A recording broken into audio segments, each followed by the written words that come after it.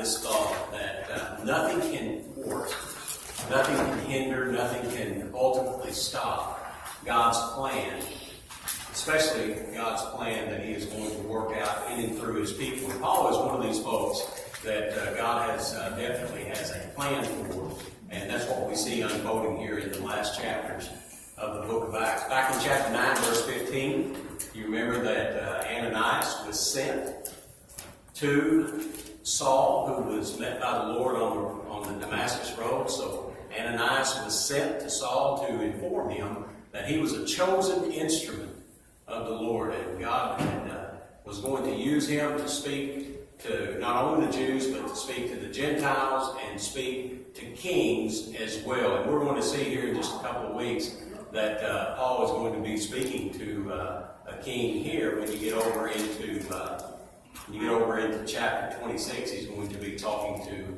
Agrippa. He's going to have the opportunity to speak to him.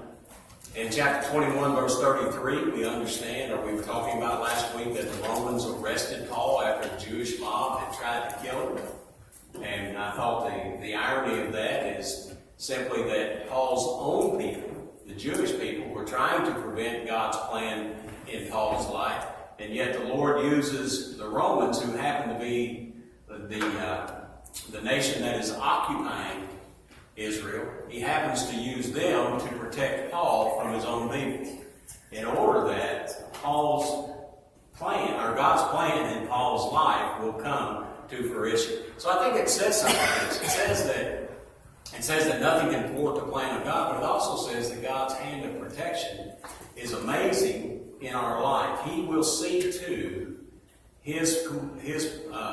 the fulfillment of His plan in each of our lives. So we shouldn't become overly discouraged whenever we find ourselves facing opposition or difficulty or hardship. If it's God's plan to be fulfilled in our life, it will come to fruition through His amazing work. So while Paul's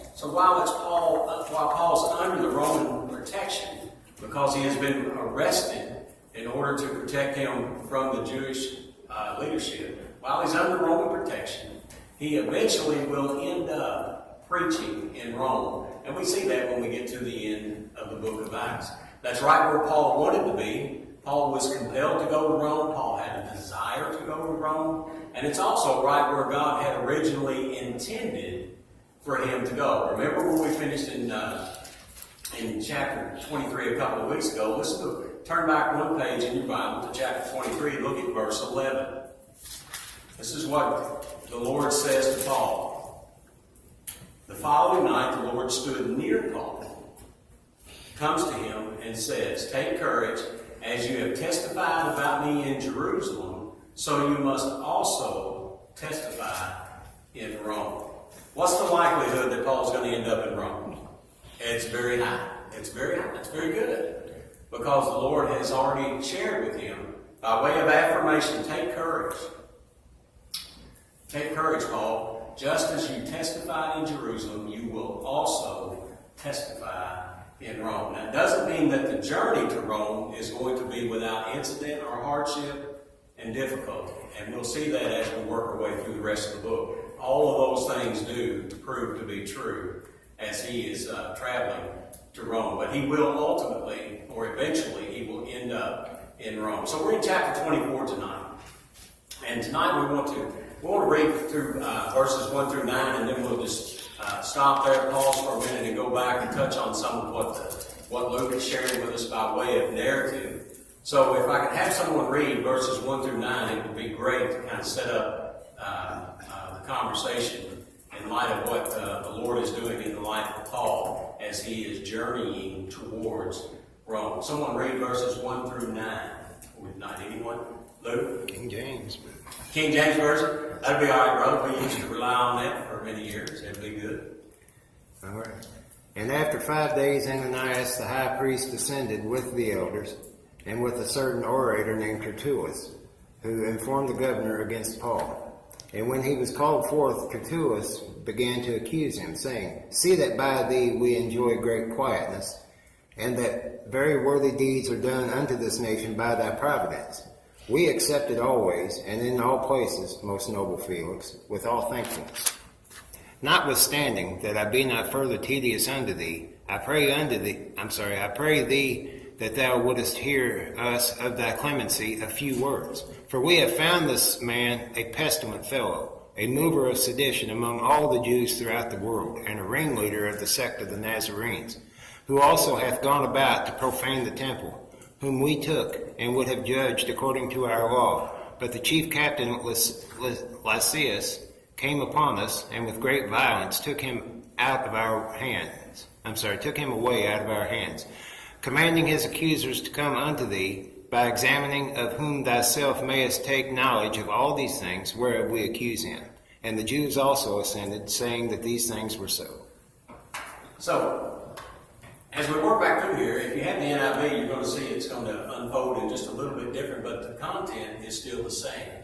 And the interesting thing, in the first part of chapter 24, we're going to hear from Paul's accusers. Now, Paul, in the end of chapter 23, he was taken to Caesarea. Paul's nephew had learned of a plot to kill him by the religious leaders. There was a group of at least 40 men who had made a vow not to eat until Paul's life was taken.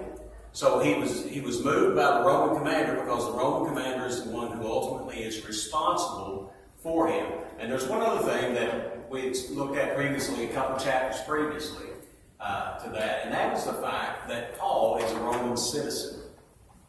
And that's going to prove to be very important as he works his way towards Rome. One of the reasons he's going to Rome is because he appealed to Caesar in order to find protection, because in the court system, he's not getting fair treatment.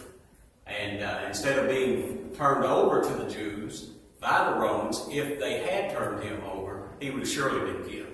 So he's being protected by the hand of God through the Romans. And the fact that he's a Roman citizen is also providing for him a couple of benefits that others may not. He's under house arrest, as opposed to being probably just in the local jail or in the local prison. He has some liberties. People are able to come and visit him somewhat freely, bring some things to help meet his needs. So look at chapter 24 again. So 5 days later, Paul's been handed off by the Roman commander, or his detachment of soldiers has been handed off to Felix. And 5 days later, the high priest, Ananias, he goes down to Caesarea, some 65 miles from Jerusalem. He goes down there and he goes with some elders. They're going to bring charges against Paul before Felix. Before Felix. So when they get there, they bring with them a lawyer. Now, scholars debate as to whether or not this is a Jewish lawyer or perhaps maybe he is a Gentile lawyer. They said it wasn't uncommon in that day and time for Jews to hire Gentile lawyers, because they perhaps would be better prepared or have greater knowledge of the Roman court system. And this is how Paul is going to be. His case is going to be presented in a Roman court. So it wouldn't be strange or uncommon to have perhaps a Gentile presenting your case, or he could also be just one of the local Jewish men there as well. So they're not sure about that. But his name is Tertullus. And so they bring their charges against Paul before the governor. When Paul was called in, Tertullus presented his case before Felix. Now notice what he says next. He's going to begin with a lot of flattery. It's going to be a little over the top flattery as he presents himself to Felix, the governor. And what he's going to say is not necessarily true, but it sounds good. And it sounds good to one person. It sounds good to Felix. So he's trying to ingratiate himself, I guess, to him. He's trying to puff him up a little bit in hopes, I'm sure, to gain some favoritism or curry favor in the decision. So listen to what he says. When Paul was brought in, Tertullus presented his case before Felix. He says, "We've enjoyed a long period of peace under you and your foresight has brought about reforms in the nation. Well, the reign of Felix in that time period, according to the first century historian Josephus, was one of nothing but insurrection after insurrection after insurrection. There was a lot of hardship, a lot of difficulty, a lot of rioting, and Felix was known as a very harsh, matter-of-fact, quick to respond in harsh and terrible ways to insurrections. So it's kind of what Josephus has to say and what Tertullus has to say doesn't line up. But Josephus isn't there trying to gain a verdict either. So a little bit of flattery going on. And if someone approaches you and they begin with flattery, it's not uncommon for us to say, "What? What do you want? What do you want?" Yesterday, I was here, and the lady that does some of the cleaning in our building come in, and she said, "Oh, my favorite pastor." What was my response? "What do you want?" And she said, "Well, why would you say that?" And it was because of the flattery. So he comes off with this statement about they've enjoyed this long period of peace under the leadership of Felix, which Josephus would not be able to confirm. He says just the opposite about it. And he says, "Everywhere and in every way, most excellent Felix, we acknowledge this with profound gratitude." Now, if you're the Jewish people under Roman occupation, under a very difficult, autocratic, dictatorial leadership, you're not living with a lot of gratitude.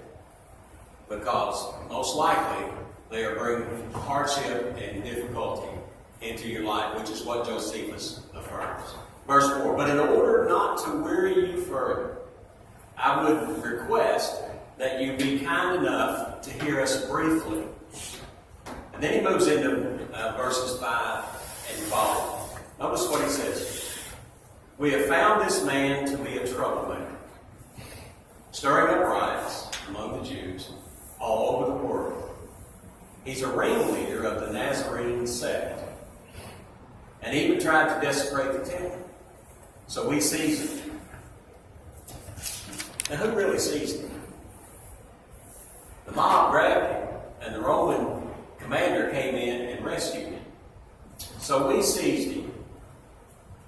By examining him yourself, you will be able to learn the truth about all these charges we are bringing to you. And then here's where his party, or the group around him, they all join in, and it says the Jews joined in the accusation, asserting that these particular charges that they made, that Tertullus has brought before Felix, are true.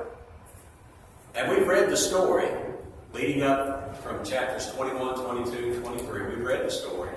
And we know that these charges aren't true.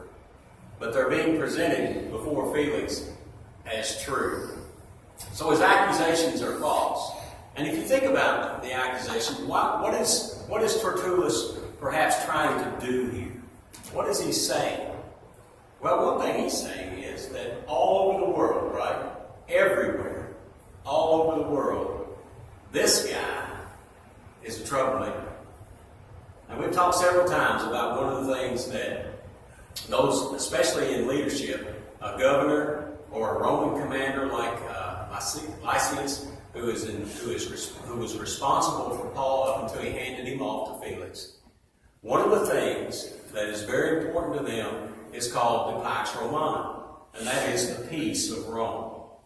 And so when Tertullus says to Felix, "Hey, this guy that we brought before you, he is a troublemaker.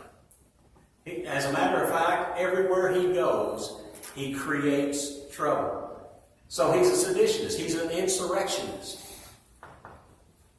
So Paul is being presented to Felix as a rebel, someone who is definitely a threat to the peace in Rome. So that accusation would have caught the ear of Felix. How do we deal with troublemakers? How do the Romans deal with troublemakers? The Romans dealt with troublemakers by taking their life. Do the Jews, do they want Paul to be dead? they've already said he deserves not to live. We need to rid the earth of him, back in chapter 21.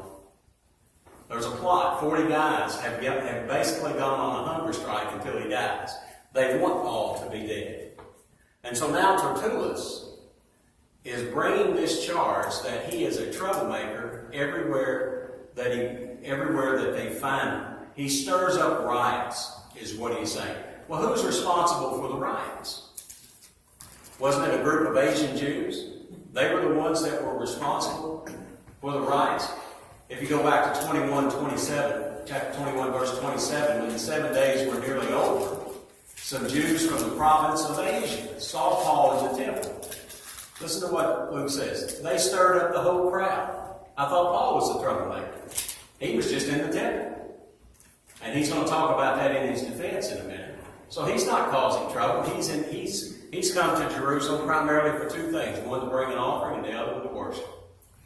So they're the ones that are really the troublemakers. And that's what Luke reminds us of back in chapter 21. So he's not stirring up riots. The Jews are stirring up the riots. But yet Tertullus says it's him, all over the world. And notice what he says next here in verse 5, towards the end of verse 5.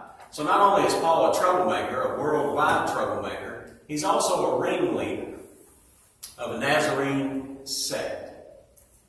The Nazarene sect, as they see it, is a small group within Judaism that perhaps has gone astray according to the Sanhedrin leadership. They are radical. They don't believe what the traditional Sanhedrin leadership believes. Therefore, they refer to them as a sect. And he says he's a ringleader of this sect. So what is Tertullus doing by implication?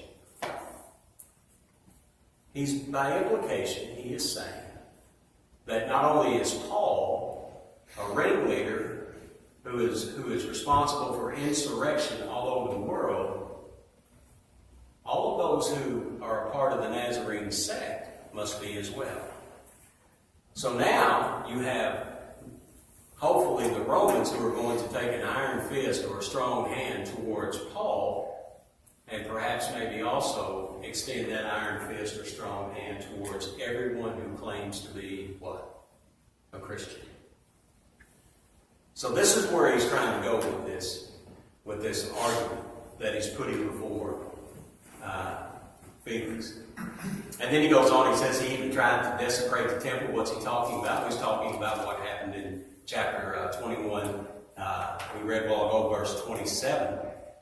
But if you continue to read on, I think it says in verse 29 that it has to do with a man by the name of Trophimus, who was an Ephesian, had been seen in the city, and they assumed that Paul brought this man into the temple area when it wasn't true. So the accusations are false. The charges have been inflated.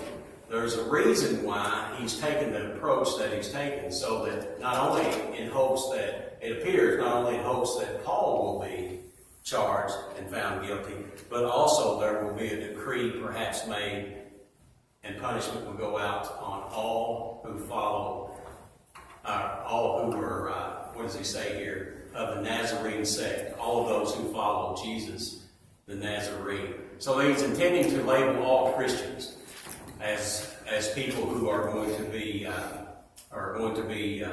those who would incite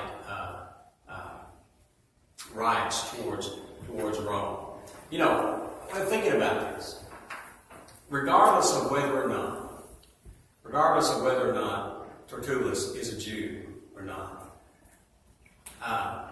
all of those who represent the Sanhedrin, the chief priest and the elders who came with him, all of those are in support of what he's saying or not in agreement with what he's saying. They're in agreement. They've already chimed in and said we support the accusations in verse 9, right? So this is the narrative that they're presenting. Paul is a Jew. Paul at one time was a member. It was a Pharisee who was more than likely a member of the Sanhedrin. If not, he was known by those of the Sanhedrin because he had been assigned to go out and persecute people of the way, right? That's what happened to Stephen. And that's why he was on the Damascus Road. So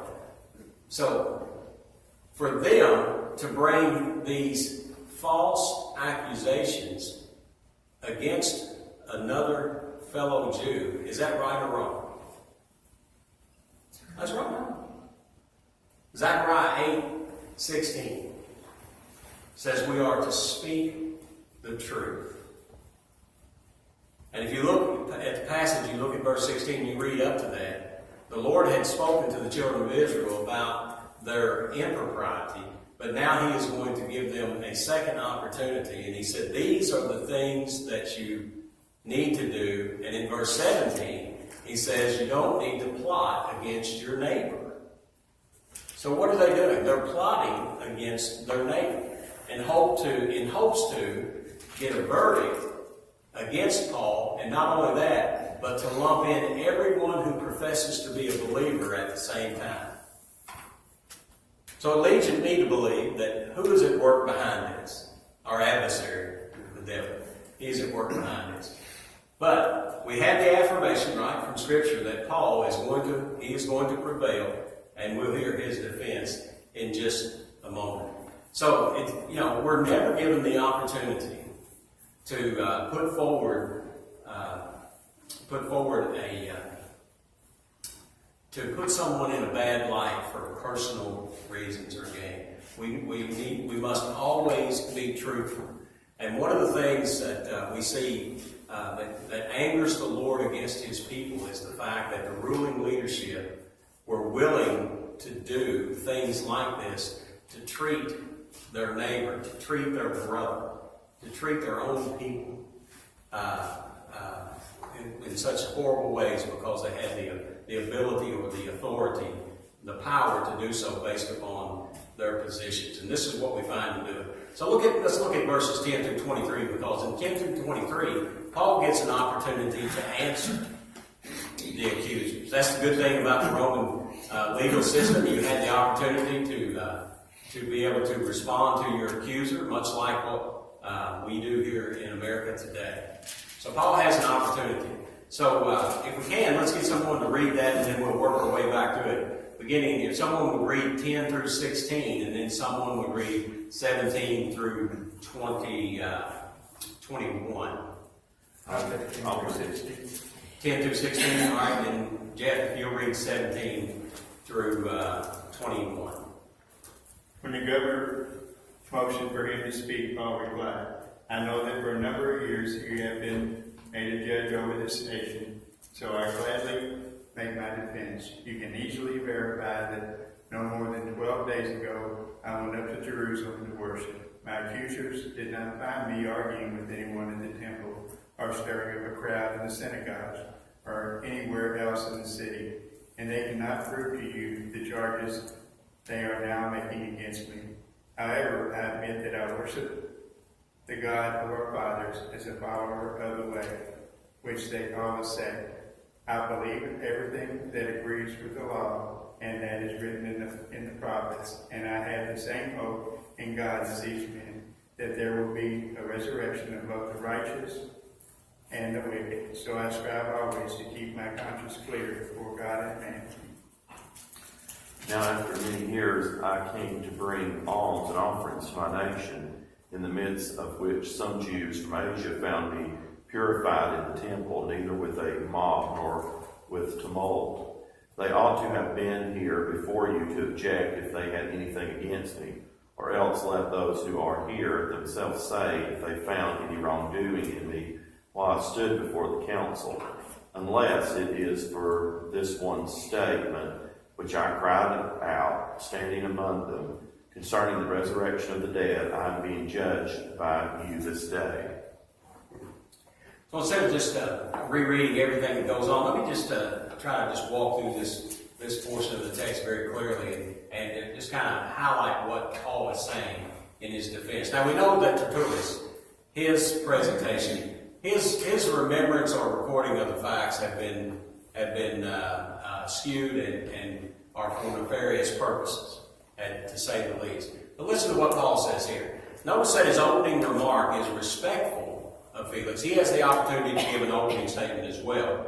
And that's what he does in verse 10 when the governor motioned for Paul to speak. He says, I know the number of years that you have been a judge over this nation, so I gladly make my defense. And then he just begins to move right on in to what it is that he has to say. And Paul says in verses 11 through 13 that there's no evidence for the charges. So these guys have come from Jerusalem down there, down to Caesarea, and they're before Felix. And Paul's saying there's going to be no credible evidence for what what Tertullus and the chief priest are saying about him. In verses 14 through 16, Paul admits that he does worship God as a follower of the way. He's not denying that he is worshiping Christ. He's not denying that at all. He said, that's what I am doing. But he's no member of some sect. He's not a member of some radical element within Judaism that's just trying to bring hardship to his own people. That's not what he's doing at all. He's trying to lead them to faith in Christ. He's not trying to bring hardship to them. And he says that he's in line with the prophets. That he believes what the prophets believe, what the prophets have been teaching in the Old Testament. He believes that. He also believes what the writers of the law say. And then he goes on in verse 16 there, and basically saying that's why he strives to be right before God. Now his accusers can't say that. And they can't say that because they've already just made up these false charges, these false accusations, with an ulterior motive in some way to label all Christians as troublemakers or insurrectionists, hoping that, that the hand of Rome will come down on them and to rid the Sanhedrin of this group of people, of those who are following after Christ. So he says, this is why I strive to be right before God. This is why I strive to live in a way that honors the Lord. In verses 17 through 21, Paul goes on and he explains why he came back to Jerusalem. And he says, after an absence of several years, and we know that he was away from Jerusalem because the Lord had sent him away. He said, I came to Jerusalem to bring my people gifts for the poor. And that was the offering that he had taken while he was out on his missionary journeys. He had asked that the Gentile church provide an offering because the brothers and sisters in Jerusalem were suffering under a great famine. And he thought that would be a great way to show their concern for those who had brought them the gospel. So he said that's one reason, and the other one was to present offerings to worship. And he says in verse 18, I was ceremonially clean when they found me in the temple courts doing this. He said there was no crowd with me, nor was I involved in any disturbance. And that's what we read back in chapter 21. So his explanation of the events as they unfolded is totally different than what's been presented by the chief priest and his group. And then he goes on probably to put the nail in the coffin here against those who are bringing accusation against him. Basically what he's going to say is, if what they're saying is true, where are their witnesses? Because he says in verse 19, there are some Jews from the province of Asia who ought to be here before you. Why should they be there? If Paul had been a troublemaker out in their area, when he was traveling through there, they're the ones who should have come and brought charges against him alongside Tertullus and the chief priest and the other elders with him. He said they're not even here. If they have anything against me, they should be the ones doing it. Or these who are here should state what crime they found in me when I stood before the Sanhedrin.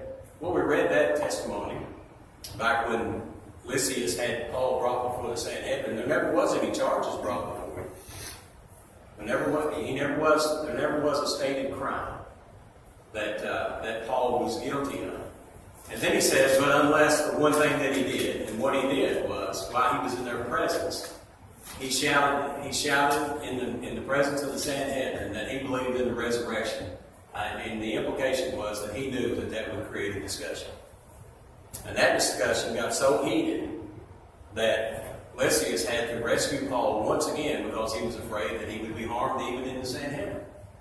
Because there was a group that began to take his side and there was a group who opposed him among the Sanhedrin, based upon their particular beliefs in the resurrection. The Sadducees do not accept the resurrection at all, and the Pharisees believe not only in the resurrection but yet the judgment to come. So that's where they were divided in their theological beliefs. And Paul's basically saying here, that's why I'm on trial. Because the Sadducees are in charge, or in leadership, of the Sanhedrin. And they oppose the Pharisees in their belief in the resurrection. And so Paul's saying that's at the heart of why I'm here. It has to do with the resurrection. The Sadducees did not believe that Jesus could in any way be the Messiah or the Christ because he had died. They believed that the prophets were preaching and teaching that the nation of Israel would be raised back to life, in the sense of resurrection, would be raised back to life. There was a promise that there was going to be one like David, a son of David, on the throne, and that throne would be eternal. And there was that promise. And they could not recognize that Christ would be that person, especially he came from the wrong tribe. They believe he came from the wrong tribe. And then the fact that he didn't agree with their position, their teaching, their nationalistic approach to leading the children of Israel, as opposed to ministering to the children of Israel and reaching out to their neighbors with the gospel. And then he being placed upon a cross and dying, that ruled him out completely. And they're still looking for a Messiah, yet today. Many Jews are. But Paul believed that the prophets and the law spoke directly about Jesus. And he had come to recognize that, especially after Jesus had met him on the Damascus Road. And he's saying that his belief in the resurrection, because he believed that the resurrection of Christ was the beginning of the resurrection, ultimately, of Israel. That Christ would be the king who was on the eternal kingdom, who would be ruling the eternal kingdom. So they reject that, and by rejecting that, they reject Paul, and by rejecting Paul, they reject everyone who comes to follow after his teaching.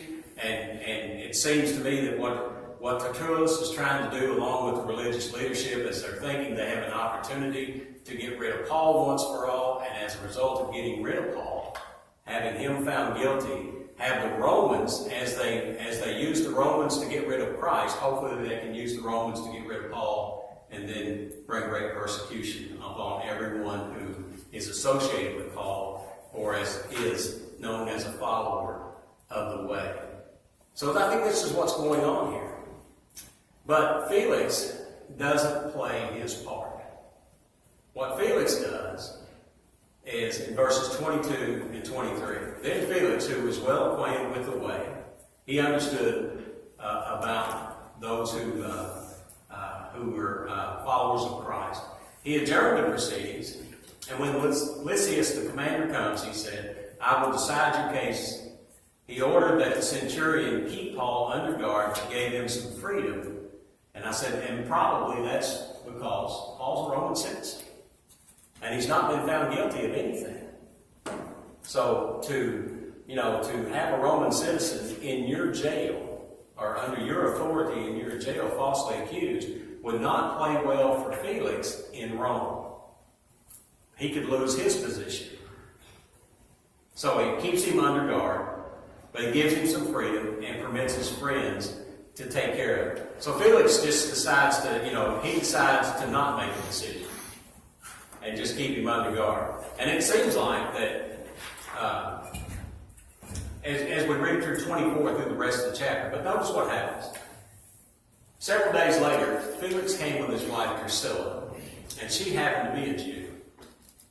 And he sent for Paul and listened to him as he spoke about faith in Christ.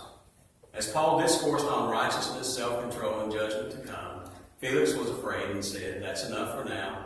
You may leave. When I find it convenient, I'll send for you." At some point, he was hoping that Paul would offer him a bribe, so he sent for him frequently and talked with him. When 2 years had passed, Felix was succeeded by Porcius Festus. But because Felix wanted to grant a favor to the Jews, he left Paul in prison. So it does seem like that Felix is willing to listen to Paul, but he's wanting to listen to Paul, according to verse 26, mainly for personal gain.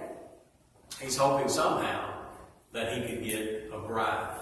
Now it was against the law, against the Roman law for those in leadership, especially someone like Felix, to take bribes. But all the historians that speak about those in Rome, those in political leadership in Rome in that day and time, were willing to participate in the game. They were willing to take bribes and saw opportunities to be bribed. So we can say that, really little has changed from the 1st century to the 21st century because Washington plays the same game. Willing to be bribed. If you're in political leadership, you're willing to be bribed. More than likely, you're open to a bribe, and you may put yourself out there in a position to be bribed, and that's what he's doing. But think about it. What do we know about Paul? Every time he gets an audience, what does he do? He preaches Christ. And so he has Felix and he has Drusilla.